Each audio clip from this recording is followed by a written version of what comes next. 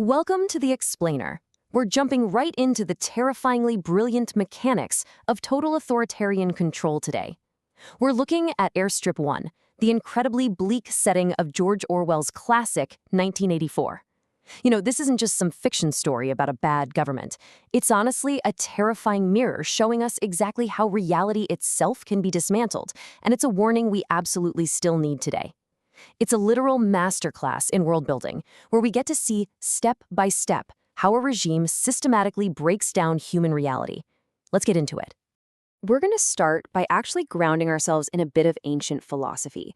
Aristotle famously pointed out in his Nicomachean Ethics that a person's judgment is directly linked to their knowledge of reality. Basically, if you know the facts of your environment, you're a good judge of it. You can make rational decisions. You're an autonomous human being.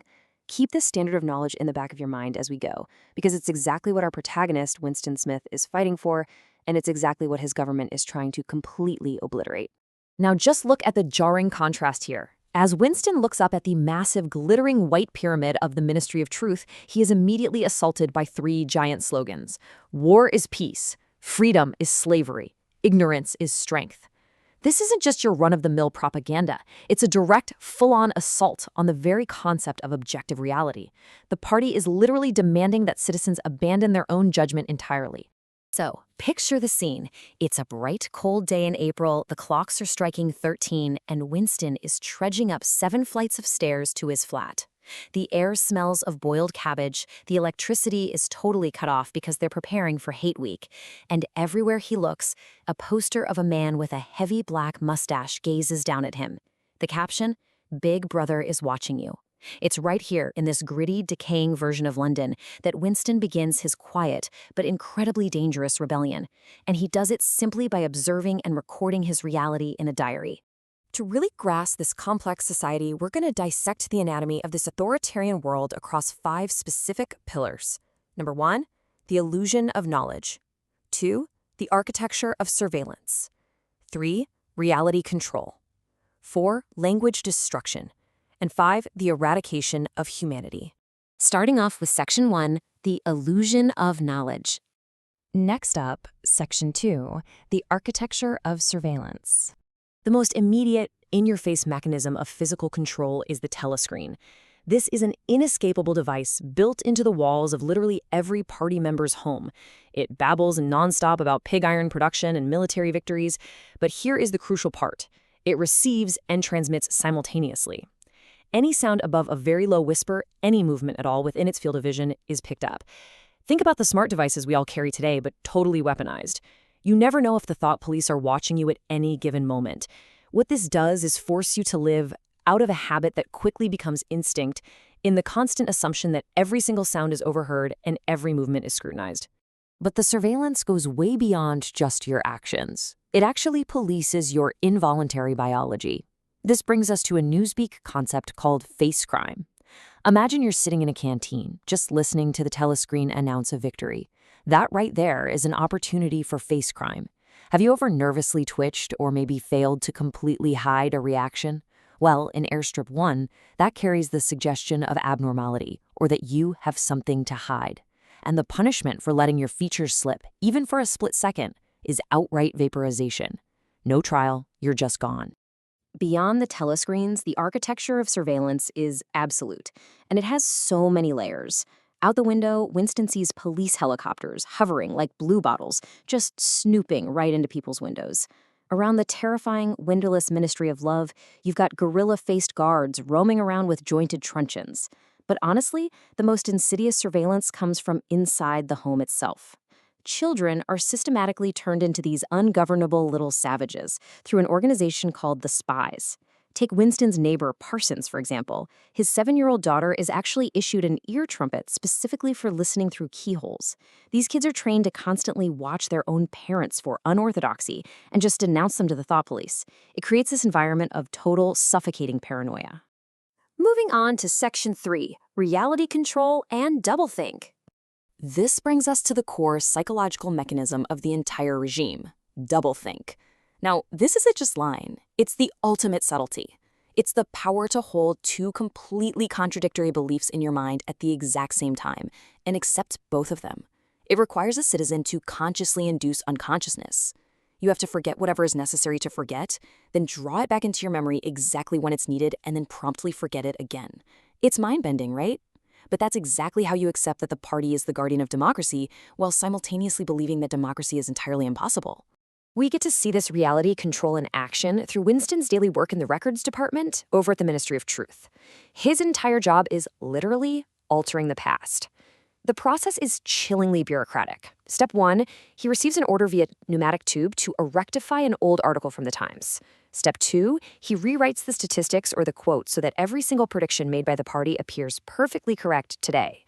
Step 3, he drops the original true document into a slit in the wall they call a memory hole, where it's whirled away to hidden furnaces to be incinerated. The past is basically a palimpsest, scraped clean and reinscribed exactly as often as necessary. Imagine if every digital article you read yesterday was silently rewritten overnight to fit today's political narrative. That is Winston's everyday reality. Now, the absolute most extreme version of this alteration is the creation of an unperson. When a citizen is arrested in the middle of the night and vaporized, their physical death just isn't enough for the party. Every record of everything they have ever done is wiped out. Their one-time existence is completely denied. In the text, we see Winston have to erase a disgraced inner party member named Comrade Withers. To fill the gap in the newspaper, Winston completely fabricates a heroic dead soldier named Comrade Ogilvy. He dictates a fake life, a fake death, and creates fake photographs. So now, Comrade Ogilvy, who never actually existed in the present, authentically exists in the past, entirely replacing a man who actually lived. It's wild. Just look at the sheer, bold-faced absurdity of this kind of reality control. The Ministry of Plenty is always releasing these fabulous statistics. One day they announce the chocolate ration is being reduced to 20 grams. The very next day, there are spontaneous demonstrations in the streets thanking Big Brother for raising the chocolate ration to 20 grams. Or take boot production. The official forecast claims 145 million pairs were produced, but the grim reality? Probably half the population of Oceania is walking around barefoot.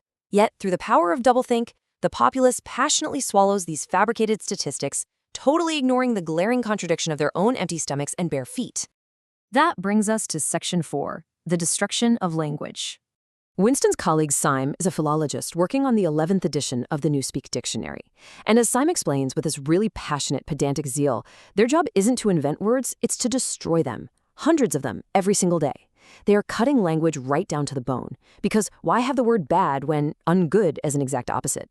Why have words like excellent or splendid when plus good or double plus good cover the meaning perfectly? By destroying synonyms, antonyms, and all those subtle shades of meaning, the party is actively narrowing the total range of human thought. The ultimate goal here is that by the year 2050, thought crime will be literally impossible. Ask yourself, if you literally didn't have the words to describe freedom, could you even conceptualize fighting for it?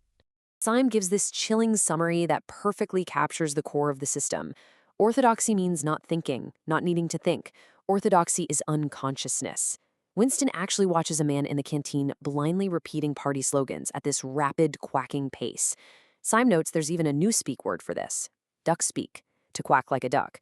The ultimate goal of the party is a populace that operates exactly like an eyeless dummy, just emitting approved noises directly from the larynx without ever engaging the brain at all. Which leads us to the devastating results of all these overlapping systems. Section 5, the eradication of humanity. Winston is constantly haunted by these fading dreams of his mother, in a time when tragedy, love, and complex sorrows still existed. He remembers an old man crying genuine tears of unbearable grief over a lost grandchild during an air raid. That's the old speak memory. But the new speak reality is completely devoid of that kind of human dignity. Today, children throw tantrums because they aren't allowed to go to the park to watch Eurasian prisoners be publicly hanged.